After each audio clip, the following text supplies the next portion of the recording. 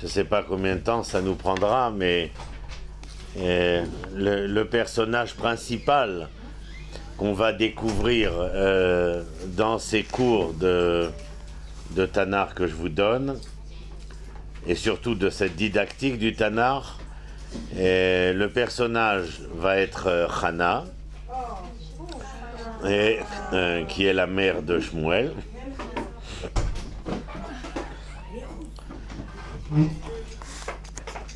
J'en dis pas plus parce qu'en vérité, comme d'habitude, il faut que nous rentrions dans le texte pour essayer de voir et d'entrevoir exactement de quoi il est question.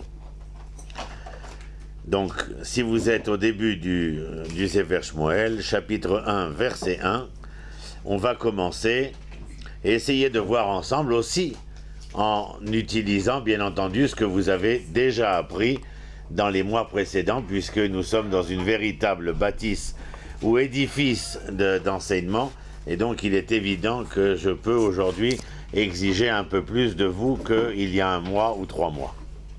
Voilà. Alors, dès le départ, on va avoir une première question où c'est vous qui allez répondre.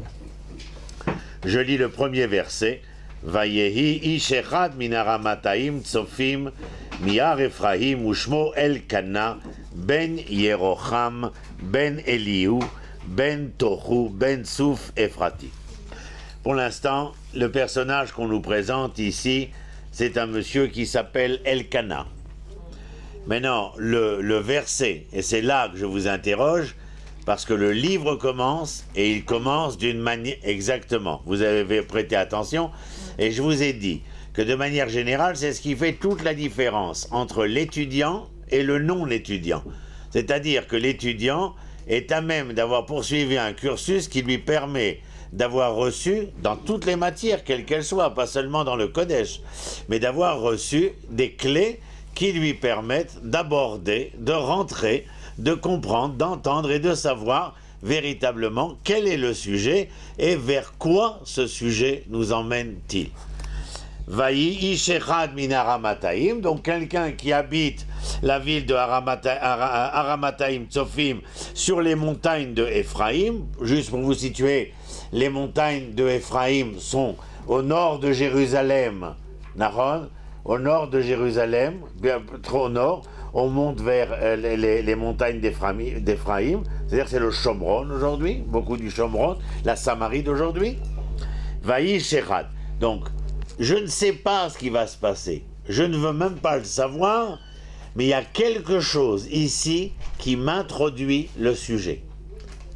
C'est le Vayehi, c'est le verbe être. Dans cette conjugaison si particulière dans le Tanakh, qui l'accompagne le verbe être au futur d'un vav de conversion et qui transforme le futur en futur antérieur. Ce qui vient nous prévenir que quoi? Que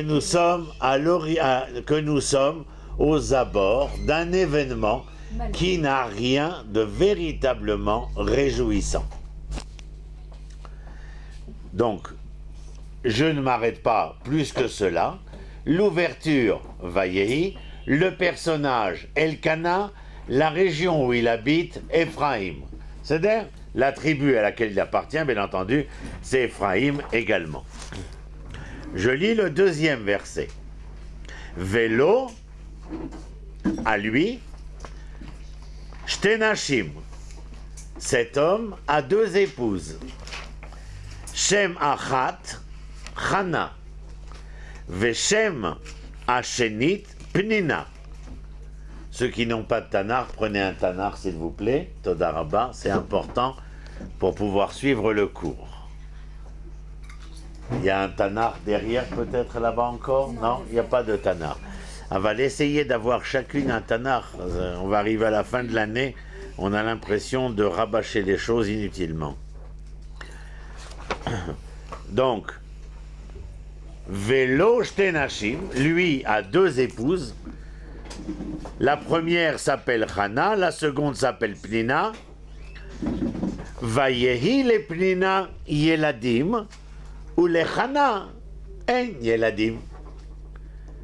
Alors, première chose qui vous intéresse à vous, c'est de savoir que le personnage Elkana est polygame. C'est-à-dire qu'il a plusieurs femmes. Le nombre plusieurs commence au chiffre de Vora 2. Donc la première s'appelle Hana, la seconde Pnina. Je peux, avec vous, bien entendu, essayer d'éveiller votre intérêt sur le fait que peut-être, je dis bien peut-être, mais c'est à votre bonne appréciation, est-ce que le chiffre 1 est parce qu'elle est la première des femmes, c'est Hana, la seconde c'est Pnina, c'est parce qu'il aurait épousé Hana et ensuite Pnina, point d'interrogation. Deuxième élément d'interrogation, c'est le fait que Achat Ichana Veshenit Pnina, est-ce que la relation amoureuse est conséquente de cette présentation numérique? Il y a une première, il y a une seconde, point d'interrogation. Et j'essaye de trouver réponse à mes points d'interrogation. Vous êtes avec moi, les filles, c'est important de suivre. Vous savez qu'après, quand je démarre, il faut avoir été accroché de prime abord. Sinon, après, on ne peut pas voler à l'intérieur du texte. Alors, la première, Hana, la deuxième, Pnina, on a posé deux questions, je les répète. Est-ce que parce qu'il s'est marié avec la première et a pris une deuxième épouse? Point d'interrogation. Pour quelle raison? Deuxième point d'interrogation. Est-ce qu'elle est la première et l'autre est signifiée comme la seconde parce que la relation amoureuse est telle que cela? Point d'interrogation. Je continue et je lis Vayehi les Pnina. On reprend encore une fois. Vayehi les Pnina. L'introduction de Pnina n'est pas une introduction qui nous engage à penser que Vayehi les Pnina, il y a quelque chose avec Pnina qui n'est pas, comment dire, prometteur. Mais je ne sais pas de quoi il est question. La seule chose que je sais, c'est que le Vayehi les Pnina est en rapport avec le fait qu'elle a des enfants. Moi, la vérité, si ma femme avait des enfants, j'aurais écrit Veaya. S'il est écrit Vayehi les Pnina Yeladim, point d'interrogation. Mais regardez ce qui est écrit juste après. Ou les Hana en Yeladim. Je reprends ma première question. Pour quelle raison est-ce que Hana est la première et Pnina la seconde? Parce que... Oui, bah dites-le, vas-y, Tiona, vas-y. Si ça avait été la première, c'est triste qu'elle n'en ait pas. Si elle aurait été la première, elle aurait dû avoir des enfants. Donc tu dis qu'il a épousé Pnina du fait que Hana n'avait pas d'enfant. Donc vous avez une réponse que le textuel vous donne ici et qui doit nous satisfaire. Ou les Hana en Pnina. Ou les Pnina Yeladim ou les Hana en Yeladim. Maintenant, c'est-à-dire, il vous reste en ligne deux questions. La première, c'était la deuxième question. Est-ce que Hana est la première parce qu'elle est la bien-aimée plus que Pnina? Ou bien, on n'a pas de réponse pour l'instant, en dehors du fait que la question des enfants, mais on peut avoir, à travers la réponse que vous avez donnée, une idée déjà. C'est-à-dire que Hana a été la première épouse et que Pnina a été épousée étant donné que elle pouvait avoir des enfants. C'est clair. Le Vayehi les Pnina Yeladim reste pour moi un grand point d'interrogation. Je vous rassure tout de suite, on aura une réponse. Mais ça reste une grande interrogation, étant donné que du point de vue littéraire et littéraire explicatif, j'aurais dû écrire Vehaya les Pnina Yeladim, parce que le fait d'avoir des enfants est très prometteur, puisque les enfants sont l'assurance de la pérennité de mon devenir. C'est-à-dire, on n'a pas des enfants simplement pour faire coussi-coussa et câlin-câline. On a des enfants parce que dans la nature de l'être, il y a fondamentalement un besoin d'assurer ses lendemains. C'est-à-dire que l'enfant est la preuve ineffable que même après ma mort, je reste présent dans l'histoire. Pas moi physiquement, mais par mon enfant. C'est-à-dire, ou les Chananim. Verset Gimel. On a deux réponses, rappelez-vous, deux questions, on n'a pas de réponse. Ve'ala Ishaou miiro miyamim yemima. Et voilà que cet homme, Ish, je vous rappelle que c'est un titre de noblesse. On ne peut pas traduire Ish par Stamek, mais c'est un homme, mais homme ici avec un grand H, c'est-à-dire c'est un personnage. Ve'ala Ishaou miiro miyamim yemima. Depuis toujours, il montait de sa ville. Ah bon? Et où allait-il donc? Les Ishtachavot ve'lizboach l'Adonai Tsebaot Beshilo. Il montait à Shiloh, qui est un peu plus haut, et à Shiloh, Jérusalem n'existait pas encore. Je vous rappelle que nous sommes à la fin de la période des juges. On en a étudié un, vous vous rappelez? Iftach. Le dernier des juges, c'est Shmuel. Juste avant lui, c'est... Lui, il a fait la une de Hollywood Boulevard. C'est Shimshon, Samson. Nahon. Il est clair ici que nous sommes en face d'une période qui est la fin des juges et qui va être, en fait, en fin de compte, l'entremets entre la fin de la période des juges et le début de la période des rois. Ici, le bonhomme en question, il n'est pas nommé, mais Aïch en question, c'est Elkana. Et depuis toujours, il montait à Shiloh. Shiloh, c'est l'endroit où se trouve le tabernacle. C'est-à-dire, Aaron HaKodesh et le Mizbeach se trouvent à Shiloh, et à Shiloh, les Kohanim font le service des sacrifices là-bas, et beaucoup parmi les juges seront des prêtres également. Mais là, ce qui nous importe, c'est de savoir que le bonhomme Elkana allait à Shiloh. Pourquoi faire? Lisboach l'Adonai, sacrifié à l'Éternel. On a donc affaire à un personnage croyant, pratiquant, Nahon. Beshiloh vesham shne bnei Eli.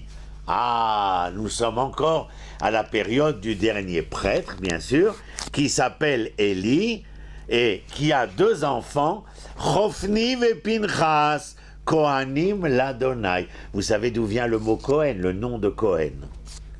Le nom de Cohen n'est pas un nom de famille, c'est un statut de fonctionnariat. C'est-à-dire, Lechaen veut dire servir. Et donc, celui qui est Mechaen s'appelle le Kohen. C'est-à-dire, celui qui travaille à la poste s'appelle le postier. Et celui qui s'occupe de cordonnerie s'appelle le cordonnier. Voilà, le Kohen, c'est celui qui est le fonctionnaire de l'Éternel. Il touche sa fiche de paye tous les 30-31. Et donc, il a deux enfants. Élie a deux enfants, Chofni et Pinchas. Le prophète Élie a deux enfants, c'est ça? Oui. Chofni et Pinchas. Là, pour l'instant, on est en train aussi de présenter Elkana, mais vous avez remarqué que le texte, tout de suite, au lieu de continuer de parler d'Elkana, va, comment dire, construire la scène sur laquelle va se dérouler l'histoire. Chofni et Pinchas. Verset Dalet, encore une fois, vous avez fait attention, c'est la 4e fois. Vayei ayom, vaizbar Elkana, venatan lepnina ishto, lechol banea, ubnotea manot. Et en ce jour-là, ce fut qu'Elkana sacrifia et qu'il a donné à Pnina, sa femme, et à tous ses enfants, garçons et filles, il leur a donné les plats que Israël avait le droit de manger après le sacrifice. Et pourquoi Vayehi si on a un si bon père qui va sacrifier sur l'autel de l'Éternel, qui, à part ce que doit être prélevé pour le Kohen, le reste est donné comme barbecue à la famille de Elkana, à sa femme Pnina, et d'ailleurs il y a marqué Venatan le Pnina Ishto. Il a donné à sa femme, à ses garçons, à ses filles, Mazemanot, il leur a donné un plat, des plats, parce que c'est au pluriel. Mais je vous rappelle que le verset d'Alet commence par Vayehi. Autre question, qu'est-ce qu'il y a de non prometteur au fait que Elkana donne à sa femme Pnina, à ses garçons et à ses filles, de quoi se sustenter après le sacrifice? Mais il rentre pas Hana. Voyons qu'est-ce qui est écrit. Verset E. Ou les Hana iten mana achat apaim, qui est Hana à Ève ve'Adonai sagar rachma. Vous allez avoir des réponses. Le texte nous dit, à Hana, il a donné une double portion. Pour quelle raison? Lisez le texte, qui est Hana à Ève. Parce que Hana, il l'aimait. Donc vous avez la réponse à la deuxième question que nous avions posée en tout début. Avoir Hana, et pas seulement la femme qu'il a épousée en espérant avoir des enfants avec elle, mais il a un sentiment profond vis-à-vis de cette femme. Et si vous me permettez de vous dire que lorsqu'il prend Pnina comme seconde femme, je vous demande de présumer de la situation. Il l'a choisi par défaut. C'est ça. C'est-à-dire qu'il y a Ken. Sauf que Léa va faire un travail énorme de construction, vous vous rappelez, on l'a fait, je vous l'ai fait. Mais là, vous comprenez tous les va-et-vient de la situation ici, c'est-à-dire que foncièrement, Elkana, dans sa manière d'agir, malgré qu'il soit un homme pratiquant, un homme très croyant, c'est un homme qui, chaque Yamim Yemima, c'est tous les Rosh Chodesh, il monte à Shiloh pour sacrifier. Et le Midrash nous dit qu'il montait par des chemins différents pour rencontrer des gens différents et les amener à le suivre dans cette mitzvah. Donc c'est un personnage non seulement éminent, mais en plus absolument, comme je l'ai dit, croyant, Malé Emouna. Et dans son rapport vis-à-vis de Hana et de Pnina, il donne à Pnina et à ses enfants la mana qui leur revienne, et à Hana, il donne une double portion. Et le texte trouve justifié de venir nous dire « Ne vous étonnez pas pourquoi il donna une double portion. C'est parce qu'il l'aime. » Oui, mais si tu me dis que lorsqu'on donne une double portion, c'est parce qu'on aime. Alors celui qui n'a pas reçu la double portion, dans quelle situation se trouve-t-il? Non, je ne dirais pas on ne l'aime pas, je dirais on l'aime moins. Mais c'est tout... Il y en a une, il fait son devoir.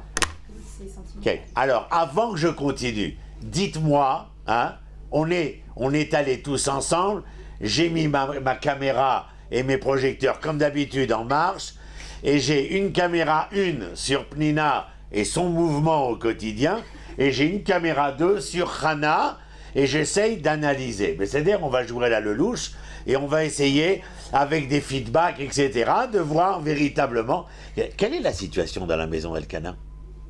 Essayez de me donner un mot, un terme, un concept, je sais pas, quelque chose. Simplement à travers ce qu'on a vu maintenant. Donnez-moi, vous êtes le metteur en scène. Qu'est-ce que vous allez faire jouer maintenant? Qu'est-ce qui se passe dans la maison d'Elkana? Que se passe-t-il là-bas? Il n'y a pas une petite tension? Absolument, bidiouk. Il est question qu'il y a une tension. Dites-moi, quelle tension y a-t-il? Entre les deux femmes, il doit y avoir une tension. Surtout avec Pnina et qui se sont délaissées par rapport. Exactement. Entre les deux femmes, il y a une tension naturelle. Je veux dire que ça fait énormément sourciller ou sourire les hommes lorsqu'on leur prouve dans le Tanar que la polygamie était possible, mais lorsqu'ils ne sont pas encore capables au XXIe siècle de s'arranger avec une, le 2 serait du surplus. Donc il y a ici, bien entendu, non seulement on a vu avec Abraham, Sarah et Agar, on a vu avec Yaakov, Léa et Rachel. Et ici, nous sommes avec Elkana, des années plus tard. Mais les hommes, les femmes ici, sont toujours les hommes et les femmes que nous connaissons et avec lesquels nous nous confrontons. Donc nous faisons marcher la bobine et on va commencer à filmer et à voir qu'est-ce qu'il se passe ici. Et alors, pourquoi aimait-il... il aime Hana, Ahev, et le texte finit la phrase en nous disant quelque chose de tout à fait étonnant, qui me pose à moi la question. Est-ce que je le relis à ce qui est écrit précédemment, ou est-ce que je ne le relis pas? Relier dans le sens, de faire une jonction. Il y a marqué « Ve'Adonai sagar rachma ». L'Éternel a fermé sa matrice, c'est-à-dire qu'elle était stérile. Donc elle ne peut pas avoir d'enfant. Je vous demande de faire attention maintenant. Ça fait partie de ce que vous apprenez spécifiquement avec moi. Regardez le travail avec Ronnie, comment ça se passe. Ve'Adonai sagar, l'Éternel a fermé. Qui a fermé la matrice? L'Éternel. Elohim ou Adonai? Adonai, c'est qui? On l'a étudié. La miséricorde. Il a fait. Il a fermé la matrice. Comment dit-on la matrice en hébreu? Rechem. C'est la racine de quel mot? Rahman. C'est quoi Rahmanout? Miséricorde. Ça vous excite pas le neurone et le synapse? C'est absolument extraordinaire. Ve'Adonai, l'Éternel omniprésent dans l'histoire des hommes, dans sa grande miséricorde, a fermé Sagar, l'organe par lequel la miséricorde de l'Éternel s'exprime dans le monde. Quand la femme donne naissance, elle donne naissance à un enfant, et si la femme accouche dans la douleur, l'enfant, lui, sort dans la...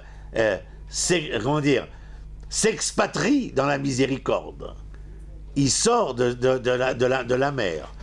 Il y a là un antagonisme fondamental à la miséricorde de l'Éternel.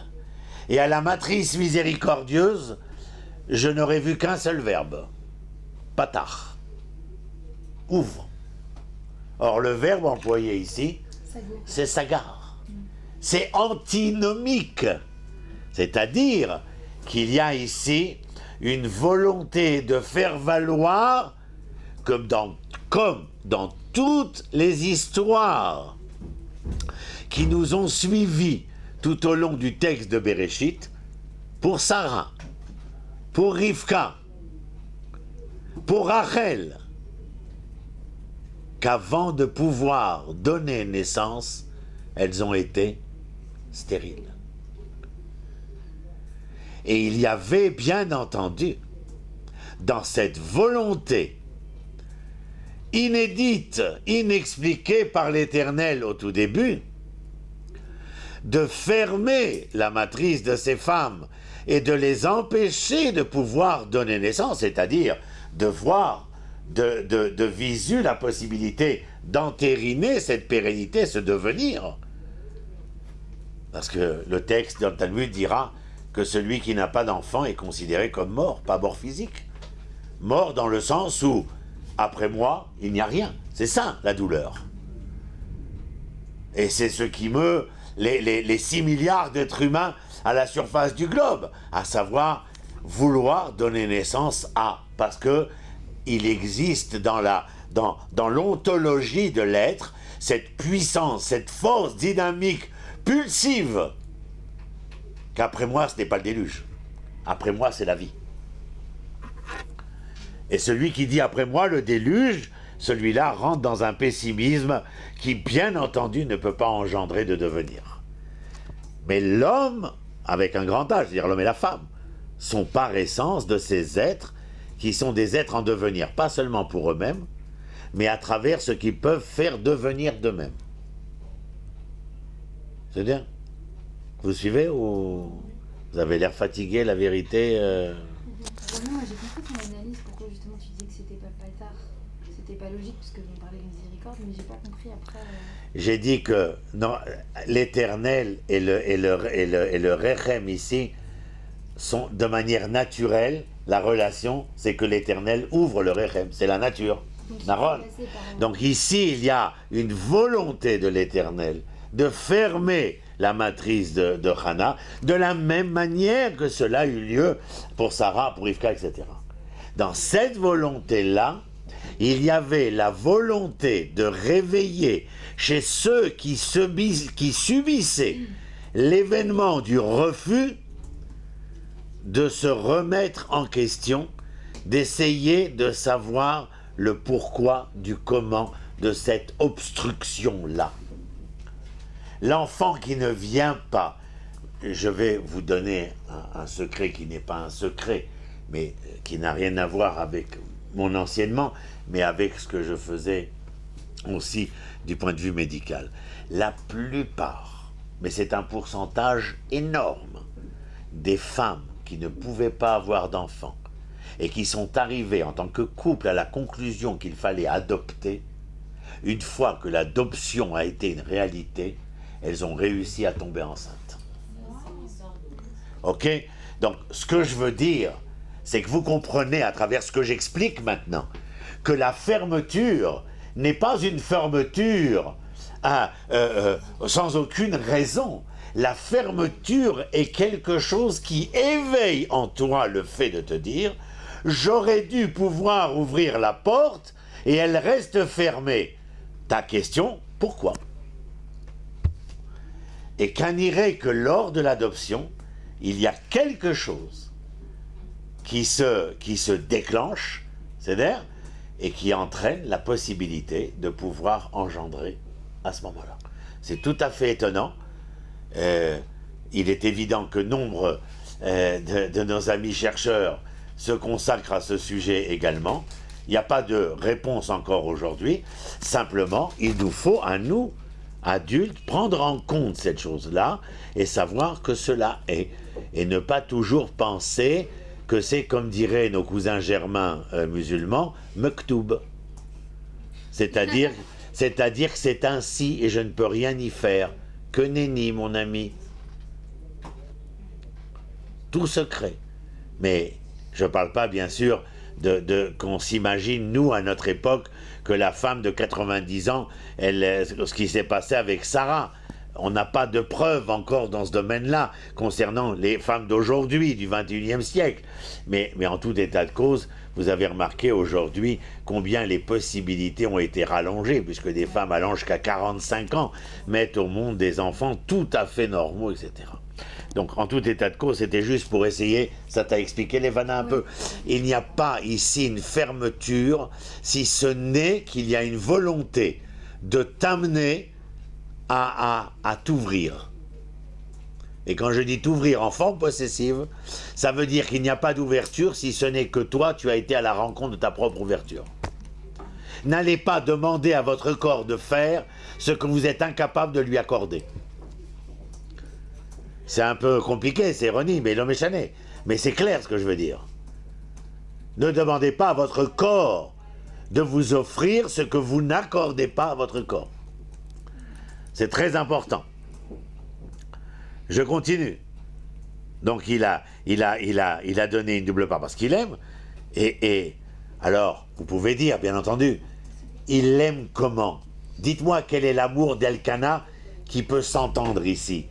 Il y a l'amour tel que, moi je vous le dis tout de suite, genre, c'est la première femme, il a aimé son premier amour, first love. Non, mais il a mal aussi pour elle, parce qu'elle n'a pas d'enfant. Ah, donc il y a un côté... Il a un peu pitié pour elle, donc il lui donne... Protecteur, plus que protecteur, il y a un côté, quand quelqu'un souffre et que ton amour pour lui...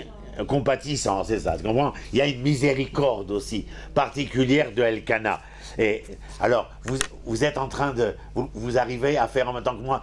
Moi, la caméra, elle est placée, je veux dire. J'ai le zoom, j'ai tout devant moi. Je comprends. Je vois le visage de Pnina. Hein, je l'imagine. Si je vous prenais maintenant et qu'on allait faire la scène au bout du couloir, je sais très bien quoi demander comme expression du visage à celle qui sera Pnina et celle qui sera Hana. Vous pouvez me le dire lequel?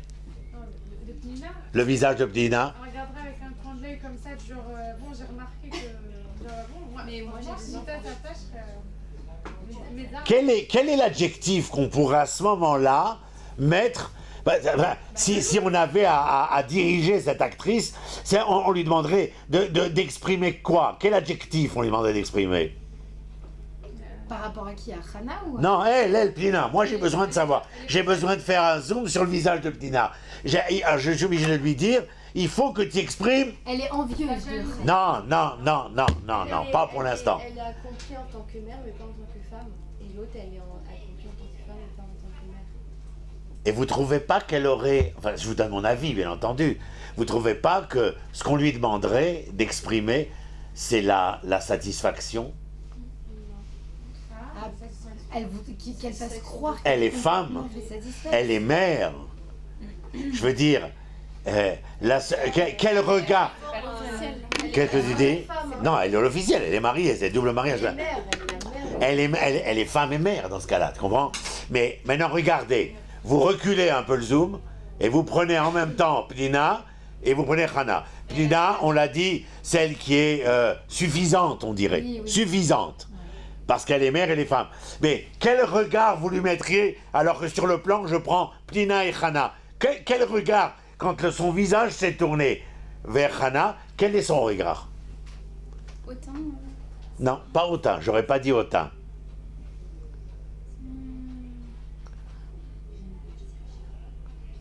Je crois qu'elle ferait comme son mari. Elle aurait un visage compatissant. Je crois qu'elle aurait un visage. Vous comprenez comment vous êtes en train de vivre le Tanar?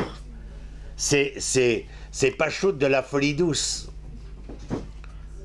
Moi je vous le dis, c'est une chance inouïe de rentrer dans la texture du Tanar de cette manière. Vous comprenez qu'ici, il y a quelque chose d'absolument extraordinaire qui dépasse l'entendement du seul texte d'aujourd'hui, mais aussi pour tout ce que le texte veut nous dire pour demain. Oui, Abigail? Non, je disais juste que Hana, elle a eu double portion, quoi. Et que Nina, non, alors elle aurait pu créer une différence. Une différence, c'est possible aussi. Mais j'ai une autre question à vous poser. Quand Hana reçoit la double portion, c'est quoi sa réaction?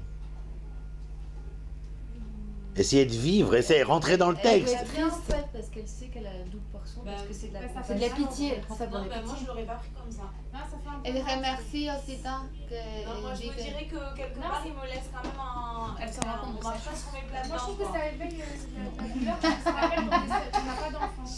Moi, je me... Non, mais vous avez raison. En fin de compte, ce que vous dites tout ensemble, et c'est la vérité, c'est-à-dire que d'un côté, elle a bien entendu la satisfaction d'être aimée, mais elle reste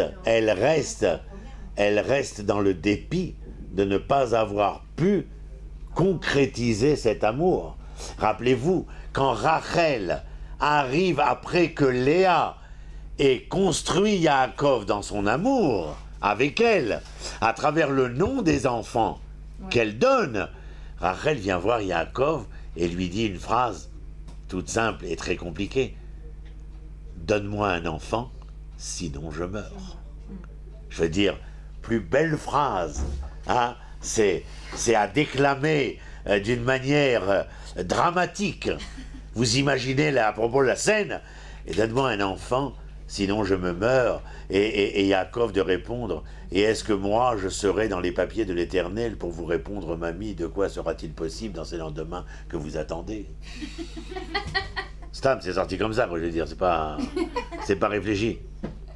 Mais vous comprenez là, et donc il y a ici ce qui m'intéresse, c'est de vous faire entrer avec des personnages qui ont un relent pour demain, mais qui ont vécu un présent à eux. Et ce présent à eux n'a pas été écrit, si ce n'est qu'il est une leçon pour nous. Et c'est pour ça qu'il est important de rentrer à leur rencontre et de les vivre pleinement, de vibrer avec eux. Ou les Chana Itelman Atapaim qui Atarana Vadonais Tegravachma.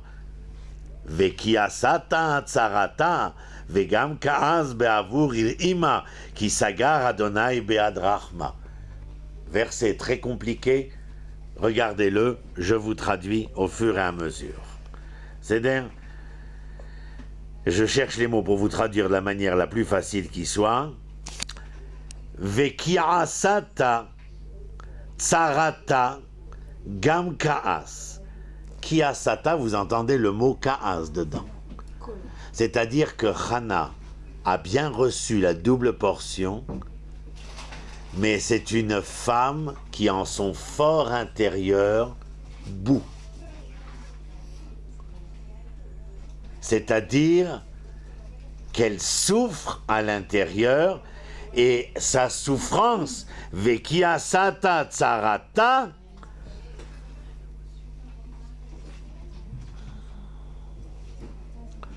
sachez simplement, vous êtes avec moi les filles? Vekiasata tsarata, sa douleur, sa souffrance, sa colère vient du fait que quoi? Tsarata, c'est-à-dire qu'elle était, à son avis à elle, trop étroite. Gamkas, mais aussi une colère, Be'avour irima. Et une colère, Be'avour irima. Vous savez quel est le terme en hébreu? Ra'am. Qu'est-ce que c'est Ra'am? Le tonnerre. Ra'amim, c'est le tonnerre. Et elle avait ici une colère qui l'entreprenait de manière tonnante et tonitruante en son fort intérieur. Lama, pourquoi? Qui sagar Adonai be'ad rachma. L'Éternel miséricordieux avait fermé le moyen qui par miséricorde pouvait lui faire entrevoir la possibilité d'assurer cette pérennité, c'est-à-dire d'avoir un enfant. Qui sagar Adonai be'ad rachma. Ici, il n'y a pas marqué patar ou sagar. Il faut être concentré, les filles. Il faut être concentré. C'est-à-dire, sinon vous téléphonez à René, vous lui dites, on ne peut pas faire cours aujourd'hui, on n'est pas concentré. Mais si je viens, il faut être là. Moi, je suis entièrement là. Mais non, le qui sagar Adonai. Alors, parce que l'Éternel a fermé sa matrice, mais il n'y a pas marqué fermer ça. Be'ad rachma. Be'ad ici, dans le sens de ce pourquoi elle était faite, ne peut être fait. Sa colère, elle vient. Pourquoi ne pas être comme toutes? Pourquoi, Éternel miséricordieux, avoir fait de moi une espèce qui ne ressemble pas à ce que toutes sont? C'est-à-dire faire de moi un être étrange, un être différent. Essayez d'imaginer. C'est pas une histoire qui a eu lieu à l'époque de Hana et d'Elkana. C'est une histoire qui se répète même à l'heure où je parle maintenant. Je n'ai pas compris la différence de forme. Ici, là, il a dans le premier Sagar, on a dit qu'il aimait Hana, et le texte vient nous dire, et l'Éternel avait fermé la matrice de Hana. On a expliqué que le verbe fermer était à l'encontre antinomique par rapport à la miséricorde éternelle et la matrice miséricordieuse. Donc il y avait une antinomie. On aurait dû voir Patar, ça c'est une chose. Et ici, quand c'est elle, le texte vient et nous dit, c'est comme si elle s'exprimait. Je suis en colère, mais d'une colère tonitruante. Et vous savez pourquoi je suis en colère? Parce qu'il a fermé ma matrice. Mais pas seulement il a fermé ma matrice, il a fermé ce pourquoi j'étais fait, je ne peux l'être. Be'ad rachma. C'est-à-dire ce pourquoi elle aurait dû être. Alors, c'est venir avec ce béad accentuer la souffrance. Il est un fait que les êtres humains ne peuvent pas seulement s'aimer s'ils ne voient pas et ne jouissent pas du fruit de leur passion. Dans toutes les cultures, dans tous les continents, il est un fait qu'il n'est pas question ici de l'évolution reproductive, simplement, parce qu'on ne parle pas de quantité, mais du fait que dans cette création humaine, l'Éternel a fait qu'il y avait suffisamment d'humanité dans l'humain pour aller à la rencontre de l'autre, et où dans cette suffisance d'humanité chez l'humain, capable de rencontrer l'autre, s'éveillait le sentiment de l'amour. Et parce que le sentiment de l'amour s'éveillait, il y avait dans cette rencontre de l'amour rien d'autre si ce n'est que de faire de ces jeux et de ces tu un nous capable d'engendrer le fruit de cette passion. C'est magnifique. Pachout, c'est extraordinaire. De pouvoir entendre tout ça et que les choses... Vous comprenez dans quel état elle est, Hana? Vous comprenez que tous les matins, elle se lève et elle voit Pnina et les gosses. Ima, t'as vu café? Ima, t'as vu choco? Tous les matins. Comment elle vit ça? Comment vit-elle cela? Comment elle fait pour vivre matin, midi et soir? Elkana, Matok Sheli, viens raconter une histoire aux enfants avant de dormir. Imaginez la scène au quotidien. C'est l'enfer. Tada. C'est un véritable enfer. J'aurais été Hana, j'aurais dit Elkana, renvoie-moi, divorce-moi, répudie-moi. Comment continuer à être celle que tu aimes par 2 assiettes sans avoir même la possibilité de vivre avec toi quelque chose de demain? Cela, tu le vis avec Pnina. Franchement, c'est une situation absolument tragique. Vous comprenez les vaïéis? Tous ces vaïéis qu'on cherchait, on n'a pas besoin de les lier simplement. Vaï, les Pnina, Yeladim ou les Hana, Ein.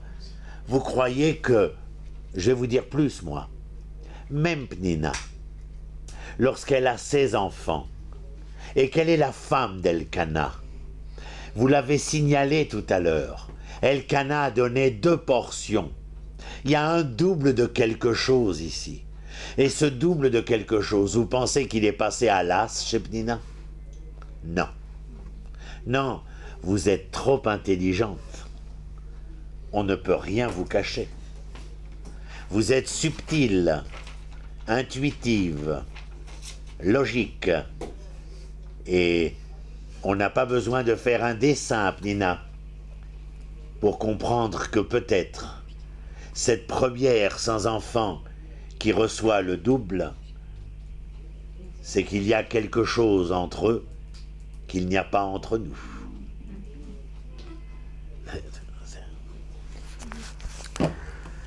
Verset Zayin.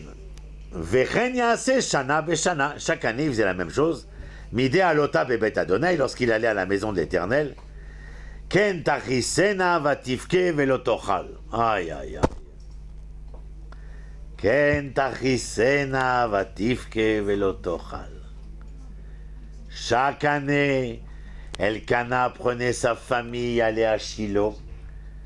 Et chaque année, Vatachisena, elle ressentait la douleur et la colère, ce tonnerre qui envahissait son être. Vatifke, elle éclatait en sanglots. Velotochal, et elle ne mangeait pas. Les verbes qui se suivent, lichos, lifkot, l'échol. Elle était en colère, elle pleurait et elle ne mangeait pas. À quel moment de votre vie vous avez été en colère, vous avez pleuré et vous n'avez pas à toucher à l'assiette qui était devant vous? Je ne veux pas de réponse, mais je veux que vous y pensiez. Mais essayez de comprendre simplement ce qui est écrit ici. Posez-vous la question à vous-même. Parce que moi, je n'ai pas besoin de vous faire un dessin. Moi, je sais quand j'ai été en colère. Je sais quand j'ai pleuré. Et je sais quand j'ai rien pu avaler. Verset chet. Vayomer la Elkana. Et si Elkana parle, ou l'omedaber ita, autre clé que je vous avais apprise, Eva. Vaïdaber, c'est la shon kasha, un langage rigide. Alors que Vayomer, c'est un langage de tendresse. Il s'adresse à cette épouse première, Vayomer la Elkana, Isha Chana, Lame tifki, Lame lotochli. Qu'est-ce que j'ai envie de déclamer des phrases comme ça. Et Elkana s'adressa à son épouse Hana et lui dit, pourquoi pleures-tu? Pourquoi te lamentes-tu? Et pourquoi ne manges-tu point? Quelle condescendance. Velamei. Velamei. Écoute, non mais écoutez, c'est trop beau. Ou vous me suivez dans mes folies, ou sinon décrochez. Velamei yera levaver. Et pourquoi tant d'amertume dans ton cœur? Allo anochi tovlach. Mais moi je suis bon pour toi. Miasara banim. Plus que 10 enfants. Écoutez toute la phrase encore une fois. Écoutez la musique, verset chet, la musique de l'hébreu. Vayomer la Elkana isha Chana, lame tifki, velame lo tochli, velame yera levaver. Allo anochi tovlach miasara banim. C'est-à-dire que Elkana ici ressent pleinement la souffrance de sa femme et il ressent tellement cette souffrance qu'elle devient tellement insupportable qu'il est obligé cette fois de lui poser la question.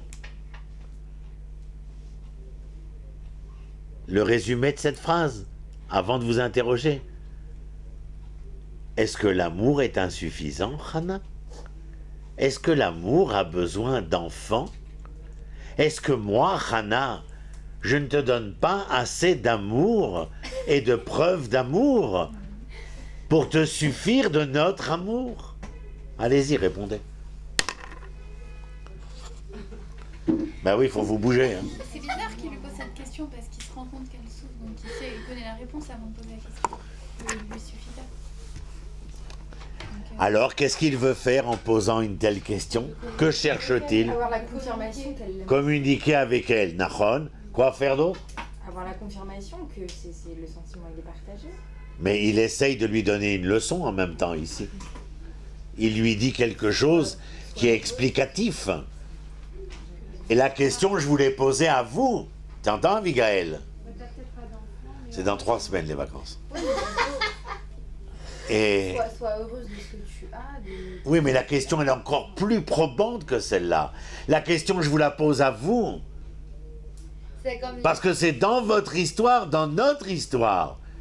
Elkana vient et lui dit, est-ce que notre amour est insuffisant parce que nous n'avons pas d'enfants? Ne suis-je pas pour toi, par l'amour et les preuves d'amour que je te donne, ne suis-je pas beaucoup plus que si tu avais 10 enfants? Ouais, mais lui, c'est un peu biaisé la situation parce qu'il a déjà des enfants. Même si c'est pas d'elle, il est déjà rempli de ça. Alors, il ressent. Enfin, bonne réflexion. Ah ouais, c'est une bonne réflexion. Très bonne réflexion. Mais si on reste bloqué sur le côté amour et on dit que Pnina, pour l'instant, est mise de côté, elle n'est pas sur le plan de travail. Sur le plan de travail, il y a Elkana et Hana. Mais maintenant, Elkana, c'est lui, et Hana, c'est l'une de vous. Qu'est-ce que vous dites? C'est comme si lui, il demande, est-ce que tu es avec moi parce que tu m'aimes ou tu t'es marié avec moi juste parce que tu voulais avoir des enfants? Alors... Bonne question. La concrétisation de l'amour, c'est les enfants. Oui, mais c'est vrai que quand même... Mais aujourd'hui, il y a plein de gens. Aujourd'hui, il y a plein de gens qui vivent maritalement. Aujourd'hui, il y a 3 semaines, dans un rapport que je recevais, où je vois une chute, pas importante, mais une chute certaine du taux de natalité, où en interrogeant les couples, est-ce que vous voulez des enfants? La majorité veulent des enfants, mais il y a une courbe exponentielle qui fait dire à de plus en plus de personnes qu'ils ne veulent pas d'enfants. Est-ce que ces gens-là, tu vas les acculer à la définition de personnes incapables d'aimer? le bonhomme vient et te dit, mais est-ce qu'on a besoin tous les deux d'avoir des enfants? Qu'est-ce que tu réponds? Bah, je réponds oui. Je réponds on se marie pas pour être. Et moi, je te dis pourquoi. Moi, je dis non. Parce que c'est l'aboutissement, c'est la construction du couple. On se marie? Pour être trois, pas pour être deux. Moi, je dis Bah, il y a des gens qui ont des dans- enfants, ils s'aiment Dans pas. quelque chose de fini. Moi, je dis non.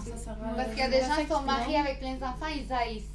Mais ils restent parce qu'ils ont des enfants et tout, et ils n'ont pas de la communication non plus. C'est vrai aussi. Mais je prends la question. La question. Ça, ils se sont déjà pas aimés. Ouais? Mais là, Ils se sont pas posé les bonnes Ils questions. se marient pour faire la mitzvah. C'est tout. Mais vous comprenez que c'est une vraie question pour vous? Mais non, mais il faut la consoler. Il faut dire, je peux pas avoir d'enfant, mais moi je suis là. Je me sers d'Elkana et de Hana. La question que je vous pose, elle se sert d'Elkana et de Hana. La question, elle est posée à Tsiona, elle est posée à Eva, elle est posée à chacune d'entre vous ici. La question, c'est celle-là. Et c'est une vraie question, je veux dire. Comment est-ce possible? Alors, vous avez certainement raison dans ce que tu as dit, Abigail, puisque les gens, la gynéco et l'obstétrique se sont hyper développés. Que conséquent de cette demande irréfutable des couples d'avoir des enfants. C'est la raison pour laquelle tout ce qui est IVF, in vitro, etc., et les in vivo et les in vitro, concernant comment dire, j'ai oublié les mots en français.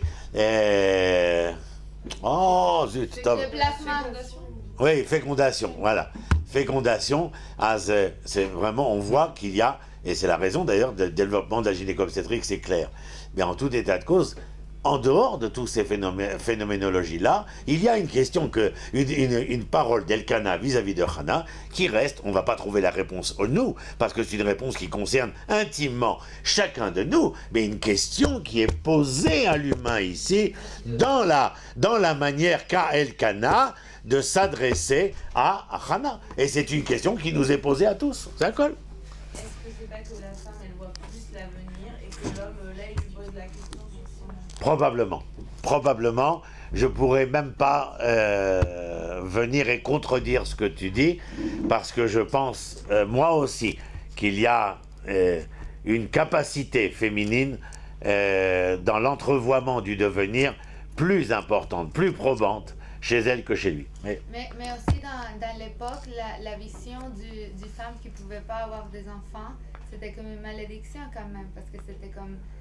Oui, bevadaï. C'est pas comme Parce maintenant. que, mais, aujourd'hui on n'appellera pas ça malédiction, mais il est clair que aujourd'hui, une femme qui se marie aspire à avoir, hier après-midi, ah oui, j'étais à Ashdod, hier après-midi j'étais à Ashdod, j'étais voir la cousine de ma femme, son fils vient de se marier. Donc on était au mariage. Je dis, ah bon, hier on a été les voir, etc., du fait de Pourim.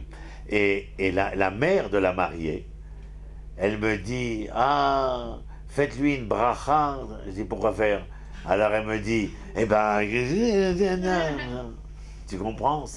Et la fille fait, ah, commence pas à nous saouler, etc. En hébreu, al tarferi, verroulé. Aval, tarles, la mère, elle, je veux dire, les deux, la cousine de ma femme, qui est la mère du marié, et l'autre femme, et les deux disaient, ah, Bezrat Hashem, Batsara, elles sont pas datiotes, elles sont pas machin, voilà. Naturellement, fais-lui une bracha, Roni, qu'elle ait des enfants, Bezrat Hashem, Ben Zahar. D'ailleurs, en plus, on dit même quel est le sexe de l'enfant, etc. Très, très intéressant. C'est parti. Maintenant, la question du propos d'Elkana Hana reste posée, bien entendu. Ça, c'est clair et net que la chose reste posée.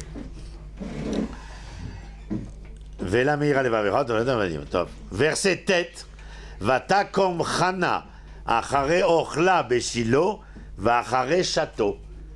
Je continue pas le verset, parce que là, je vais ouvrir une parenthèse, mais ça ne nous intéresse pas pour l'instant, mais je vous lis simplement ce qui est écrit.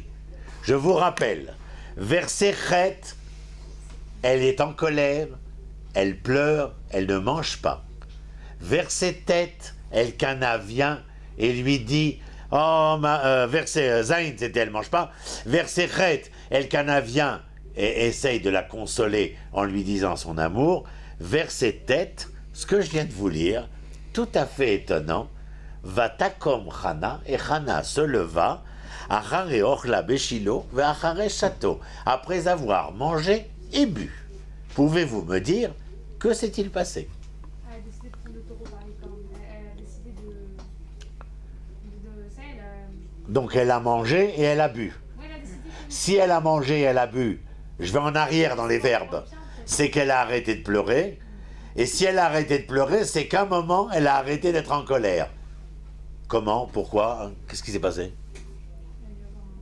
Un réveil de l'intérieur, on sait pas. Non, mais non, vous suivez les versets. Il a posé la question. Hein? Ah, Il il lui a a posé la question. Exactement.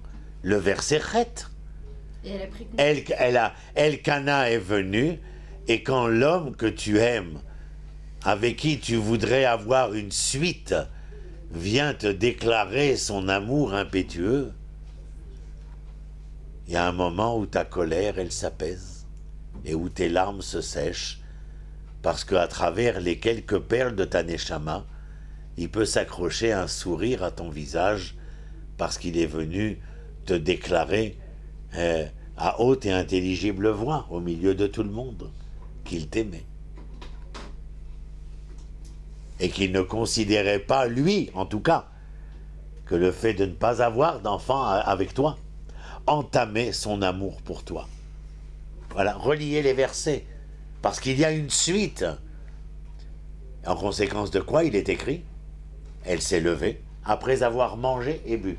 Tout de suite, tu te poses la question, elle a bu, elle a mangé, mais je croyais qu'elle pleurait, qu'elle était en colère et qu'elle ne pouvait rien avaler. Donc si elle a mangé et qu'elle a bu, c'est qu'entre là et là, il s'est passé quelque chose. Qu'est-ce qui s'est passé? Verset Chet, Elkana, et sa déclaration.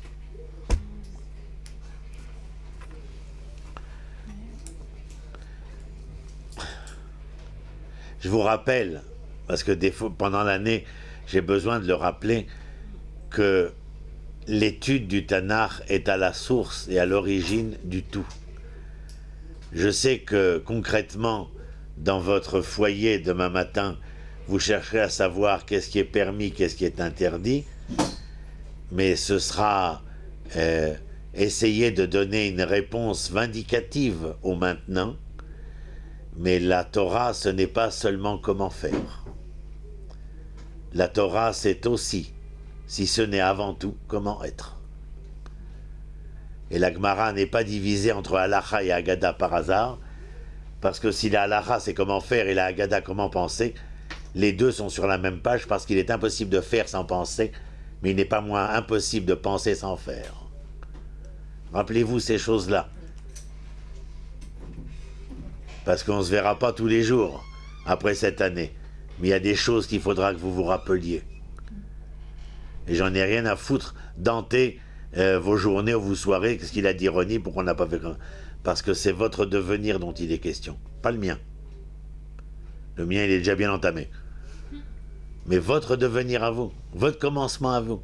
C'est pour ça que je vous dis, tous les cours sont importants. Les cours de Tanakh sont importants aussi. Sont essentiels. Parce que sinon, nos sages n'auraient jamais voulu compiler tous ces 24 livres-là. Donc j'ai dit, elle a mangé, elle a bu, et là j'ouvre une parenthèse.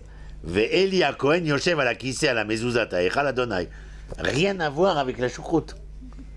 C'est pour ça que j'ouvre une parenthèse. Dans la même phrase, et Eli est assis, c'est-à-dire à la kissé sur une chaise, al mezuzah ta'echal. Mazé mezuzah ta'echal. Où se trouve la mezuzah dans une maison? À l'entrée, merci. Donc il se trouve à l'entrée du Echal, du sanctuaire, de l'Éternel. Fermez la parenthèse. Et hop, on continue. Ve'i marat nefesh, vatit palel al Adonai, ou bacho tifke. Oh, on se demande qu'en plein milieu de la phrase de Chana et d'Elkana, et Élie est assis sur le pas du sanctuaire de l'Éternel. Bon, verset Yud. Et voilà, on revient. Ve'i marat nefesh. Vous savez ce que c'est mara en hébreu? Amer. Kismara, c'est la vésicule biliaire. C'est-à-dire kisamara. Mara, c'est amer. Mar nefesh, c'est l'amertume. Les angoissés. Vehi marat nafesh, vatit palel à l'Adonai. Elle est amère, nous savons pourquoi. Elle est amère, nous savons pourquoi. Vehi marat nefesh, vatit palel à l'Adonai, ou bachot tifke. Vatit palel à l'Adonai. Pourquoi il a mitpalelet l'Adonai? Lama il mitpalelet al Adonai. Parce qu'elle prie pas bien. On nous l'avait dit. Qui? C'est pas, il Le rave partout, je crois. je sais plus, ouais. Parce qu'elle prie pas bien, en fait. Elle prie Al, Hachem et... Elle priait à Hachem parce qu'elle disait si j'ai pas un enfant, Elle se c'est diminuait ton problème trop, à je toi. crois. Je prie parce que je pourrais pas réaliser mon potentiel que tu m'as prévu. Je pourrais pas avoir Shmuel. Enfin, c'était un truc. Enfin, moi j'ai un truc plus simple, vous m'excuserez. Elle suppliait. Elle suppliait, vatit palel al Hachem, il a été mitpalelet, il a été mitranenet. Elle était en train de supplier l'Éternel. Parce que al Hachem, sur la miséricorde de l'Éternel Dieu. C'est-à-dire c'est une supplication. C'est un truc plus simple, quoi. Leit palel al Hachem, va ou bachot tifke. Et des pleurs, elle pleurait. Ma mère, des pleurs, elle pleurait. Elle se lamentait. Ça s'appelle comment? Vous avez dans le son du chauffard. Comment on appelle ça en français? Quand on pleure, on a des yelalot ou des yevavot. On a... ou alors on a... Il y a deux formes de pleurs qui sont comme ça. Yalala et Yevava. C'est parce qu'on ne connaît pas le son de la trois véritable. Avalom et Janet. Pleurnicher, se lamenter, je ne sais pas comment, suffoquer, ce que vous voudrez. Aval, il est clair que dans sa supplication à l'Éternel, elle est en train de se lamenter et qu'elle renifle et qu'elle n'arrive pas à prendre sa respiration parce qu'elle est dans une lamentation totale. Va Tidor Neder. Tidor Neder, elle fit un vœu. Va Tomar, et elle dit. Va Tomar, Lachon Raka, langage féminin. Va Tomar, Adonai Tsebarot, éternel miséricordieux, toi le Dieu des armées, c'est-à-dire celui qui a toute la puissance. Imrao tiré, Rao tiré, si voir tu voyais. Si tu prêtais attention, c'est-à-dire si tu te concentrais, Rao tiré, si tu prêtais attention, si tu te concentrais, Beoni Amatecha, la pauvreté de ta servante, pas pauvreté dans la richesse, mais la pauvre servante, comme on dit, oh vous la connaissez, oui la pauvre, elle est pauvre, parce que sa richesse serait de donner naissance. Alors comme elle n'arrive pas à donner naissance, elle se met au devant de l'Éternel comme servante de l'Éternel, c'est-à-dire que l'Éternel fasse d'elle ce que bon lui semble, mais qu'elle est prête à le servir comme bon il entendra, pourvu qu'il comprenne que ses larmes sont les larmes de la pauvresse, de celle à qui il manque quelque chose d'essentiel dans son existence. Bachotifke. Alors, Imrao tiré beonia matecha, ou zechartani velotishkar. Souvent, il y a écrit dans le texte tanachique, Zachor al tishkar. Qu'est-ce que c'est Zachor? Souviens-toi. Qu'est-ce que c'est al tishkar? N'oublie pas. Quel rapport? Zachor, al tishkar, oui, ça c'est vrai, actif et passif, Nahon. Mais essayez de me donner un sens. Intérieurement et extérieurement. Intérieurement, ne pas oublier. Extérieurement, se rappeler au quotidien. On avait vu. Comment dire? Nahon. N'oublie pas, c'est-à-dire. Nahon. Moi, je sais, l'explication. Moi, j'ai quelque chose où j'essaye dans le phrasé lui-même de comprendre ce qui est expliqué. Zachor al tishkar. Quelque chose du passé qui est ramené présent. Alors, je vous donne une explication, parce que je ne veux pas vous angoisser la vie longtemps. Zachor al tishkar liskor. Zachor al tishkar. Souviens-toi de ne pas oublier. Mais ce que tu ne dois pas oublier, c'est quoi? De te souvenir. Souviens-toi de ne pas oublier. Mais que dois-je ne pas oublier? De me souvenir. Vous comprenez? Gama malek zotodava. Zachor al tishkar. C'est surtout de ne pas oublier de se souvenir. C'est bien.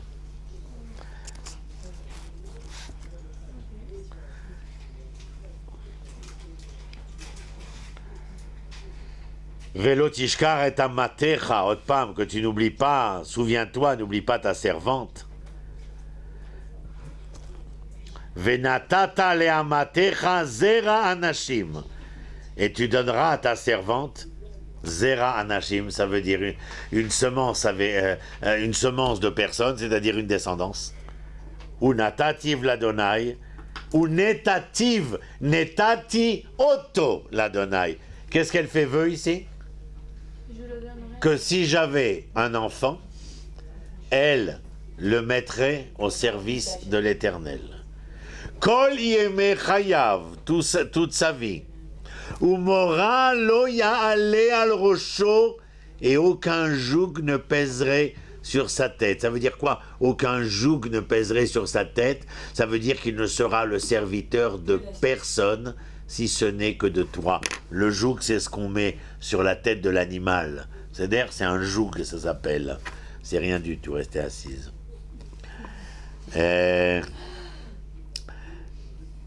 Donc, son vœu à elle a besoin d'une explication.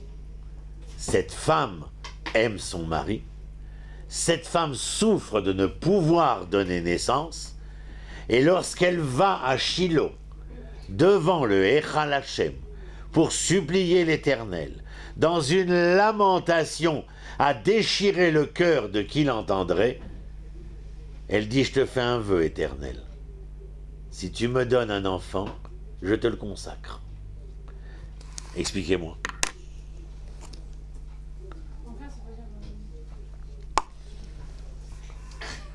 J'ai pas entendu. Là, sa prière n'est pas que personnelle. Elle est aussi pour Hachem. Donc, du coup, ça prend une dimension. J'entends ce que tu dis, et même ce que tu voudrais dire derrière ce que tu dis. C'est qu'elle a sorti ce que Hachem voulait qu'elle sortait. Okay. Ce qu'elle dit Eva est très intéressant, parce que dans notre littérature, Elkana et Hana sont considérés comme étant prophètes. C'est-à-dire qu'il y aurait une dimension, Névoa, c'est être le porte-parole de l'Éternel, où cette porte fermée, et comme je l'ai dit tout à l'heure, n'était fermée que pour pouvoir t'ouvrir à toi-même. Eh bien, la réponse est certainement là, à savoir que l'ouverture trouvée et qui sera prouvée par Hana, c'est de dire, je veux un enfant, je veux que tu me donnes un enfant avec mon mari, mais cet enfant ne sera pas, lui, la preuve de notre amour. Et là, il sera la preuve d'un autre amour qui va bien au-delà de notre couple. Et c'est là que je rejoins ce que dit Eva, c'est-à-dire qu'elle devient tout d'un coup, face à Echal Hashem, comme dans une transcendance prophétique, où elle est capable d'entendre que si jamais elle doit être enceinte, si jamais elle doit être à même de donner la vie à un enfant, cet enfant est un véritable projet, comme enfant d'Elkana et de Hana, pour ceux qu'ils ont vécu, et pour ce que l'Éternel attend de Hana à travers cette souffrance répétitive. Et il y a dans ce cadre-là, bien entendu, un aspect prophétique ressenti par Hana, où ce qu'elle vient offrir à l'Éternel, ne concerne pas seulement Elkana et elle-même, mais qu'il concerne bien au-delà de ce simple couple-là. Et c'est la raison peut-être, disent certains, que l'événement se déroule à Shiloh et pas dans le territoire à Ramataïm, à Ramataïm, là où habitent Elkana et Hana. Mais il se passe à Shiloh et devant le Echal Hashem. Et je vous rappelle qu'au moment où elle prie, Élie, le prêtre, n'est pas dans le sanctuaire puisqu'il est assis à l'extérieur du Echal. Il n'était pas à l'extérieur, il est assis sur le pas de l'entrée du sanctuaire. C'est donc que celle qui est à l'intérieur est seule à seule dans un véritable dialogue. Maintenant, on va voir, je ne sais pas cette fois-ci, comment les choses vont se développer. Mais en tout cas, sachez qu'il y a... Comment ça t'est venu, cette idée? C'est bien. C'est beau, Eva, tu vois. C'est pour ça que je vous dis, chacune est importante. Votre participation, c'est le fait que comment chacune est capable d'apporter un peu de son eau à ce moulin-là et faire en sorte que nous avancions, bien entendu. Alors, Unatativ l'Adonai, Kol Yemechayav, Umora lo Yalel Rosho. Verset Yudbet. Veaya. Ah, sauf, il y en a un. Veaya kirbeta leitpalel lifne Adonai. Ve'eli shomer et pia. Mazeir beta. C'est pas simplement qu'elle a fait une seule prière. C'est qu'elle s'est épanchée au devant de l'Éternel. Elle a réitéré son propos de manière répétitive. Et Vehaya ki irbeta. Dans ce cadre-là, on aurait très bien pu employer Vayehi, mais ce n'est pas le cas. On emploie Vehaya. C'est-à-dire que l'événement du dialogue de Hana dans le sanctuaire avec l'Éternel, malgré ce que va en penser Élie, est quelque chose de prometteur. Oui. Et mais le verset dit Ve'aya kirbeta itpalel lifnei Adonai. Et alors la suite Ve'eli shomer et pia. Et Élie de Mazé shomer et pia. Gardien. Je ne crois pas qu'il soit gardien. Il y a quelque chose qui de ce murmure qu'il entend au loin parce qu'elle dit sa prière à haute voix. Le reproche que va faire Élie à Hana, c'est de prier à haute voix. Que vous sachiez que la halacha de prier la tfila, vous savez qu'est-ce que c'est la tfila? Shmona, Esre, Brachot. C'est tout. La halacha de prier les 18 brachot à voix basse, c'est d'ici qu'elle est tirée. Du fait que Élie va considérer que Hana, dans son expression haute et intelligible voix, est comme une femme saoule s'adressant à l'Éternel. Non, elle, lui, a pensé. Regardez. Vechanaï, regardez. Qu'est-ce qui a marqué? Maintenant, je vous demande de lire, parce que j'ai avancé un peu. Vechana imedaberet al-liba. Hana est en train de parler. Vous entendez le verbe ledaber. Cette femme s'adresse à elle-même de manière vindicative. Ça veut dire sans miséricorde. Vechana imedaberet al-liba. Rak sfatea naot vekola lo ishamea. Voilà la raison. L'origine de la halacha du Shmona Esrei de dire Bécheket. Elle parlait à son cœur, ses lèvres ne bougeaient pas et sa voix ne se faisait pas entendre. Et Élie va croire ou entendre, garder en lui cette impression que cette femme a l'air d'être saoule.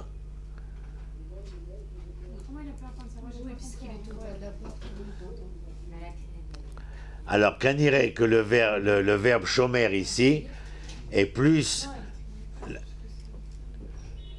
Lui, la pensée,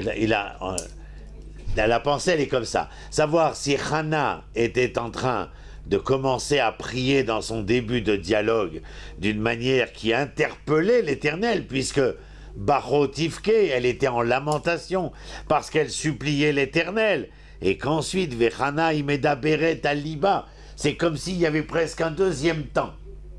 Et ce qu'aurait entendu ou senti ou ressenti Élie, c'est cette première partie en quelque sorte, où elle aurait exprimé sa douleur, sa souffrance intérieure. Mais ensuite, il est écrit Vechana Imeda Beret Aliba, parler à son cœur. Vous vous rappelez, je vous avais dit une fois, Kriyat Shema Alamita, de lire ce qu'on entend. Et si vous êtes capable ce soir de lire ce que vous entendez de vous-même, alors ces phrases s'inscriront sur les parois de votre cœur. C'est de cette manière-là que demain ne ressemblera pas à hier, ou à aujourd'hui. Vechana imdaberet al-liba, rak sfatea naot, ses lèvres se bougeaient, vekola lo ishama, et on n'entendait pas sa voix. Vayechashve a Eli les shikora, et Eli a considéré qu'elle était saoule. Maintenant, certainement que c'est par rapport à la première partie du verset, dans le sens où quand elle était en supplication et qu'elle était en lamentation de sa manière de faire, peut-être que est-ce que cette première partie, parce que si dans la deuxième partie, elle est celle qui se parle à elle-même et ses lèvres se bougent seulement et sa voix ne se fait pas entendre, maintenant, dans les deux cas, nous trouvons des explications comme quoi le fait de parler, à haute et intelligible voix dans la prière d'une manière particulière peut nous faire passer pour, de la même manière, ici chez Élie, le fait qu'elle soit en train de se parler à elle-même, elle ressemble à une folle d'une certaine manière. Et lui considère ici qu'elle est saoule en vérité. Vayomer Eléa Élie, Admatai Tishtakarin. Et Élie lui dit, jusqu'à quand te saouleras-tu? À Syrie Étiener, mais à l'Aïr. Ça veut dire retire, cesse de boire en quelque sorte, cesse de boire. Vatan Chana, et Chana a répondu, Vatomer, lo Adoni, non monsieur. Ishak Chatro Aranochi. Mastomeret, ce n'est pas parce que je souffre, ce n'est pas parce que j'ai mal, ce n'est pas parce que je pleure que je vais me laisser aller. Qui a ni Ishak Chatrouar, parce que je suis une femme forte. Et une femme forte, même si elle souffre, même si elle se lamente, ne se laisse pas abattre. Veyaïd vesechar lo shatiti, et de l'alcool ou des vins, je n'ai pas bu. Vaeshpor et nafshi lifnei Adonai. Et le seul liquide que j'ai déversé devant le sanctuaire de l'Éternel, c'est ma tristesse, c'est ma souffrance, c'est mes larmes, monsieur le prêtre. Ce sont mes larmes qui ont coulé. Al titen et amatecha lifnei bat bliahal. Ne considère pas ta servante comme étant une fille moins que rien. Ki merov sichi vekaasi. Parce que d'avoir tant parlé, d'avoir tant souffert, dit Barti Adena, j'ai parlé jusqu'à maintenant de cette manière.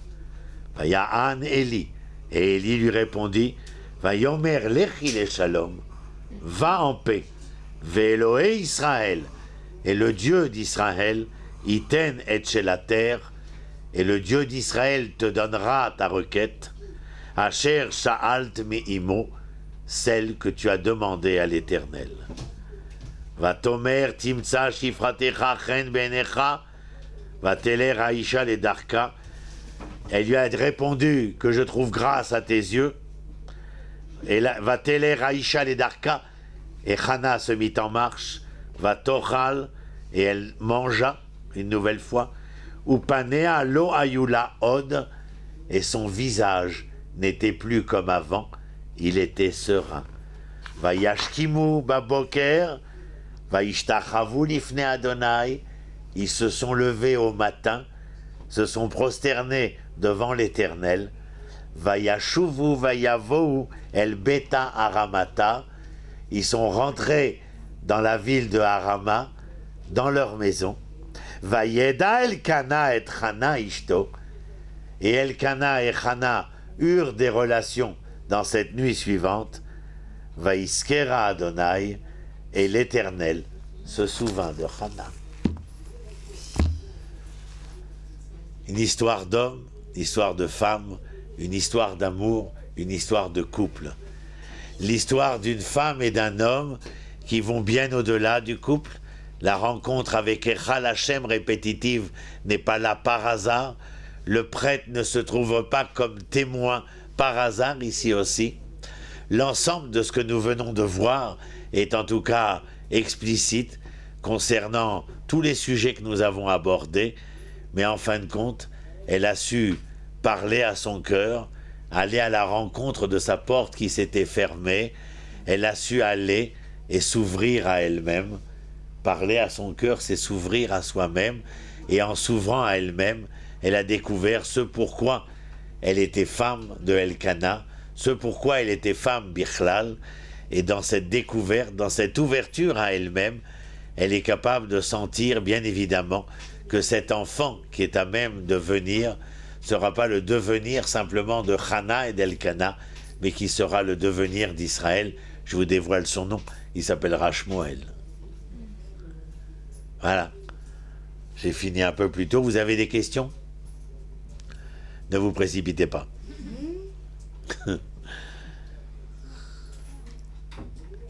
Bon, avec vous, il faut que je vous fasse cours à 9h du matin. Parce qu'à 2h, déjà, vous êtes après la cuisse et le riz, le poulet, là, je sais pas quoi.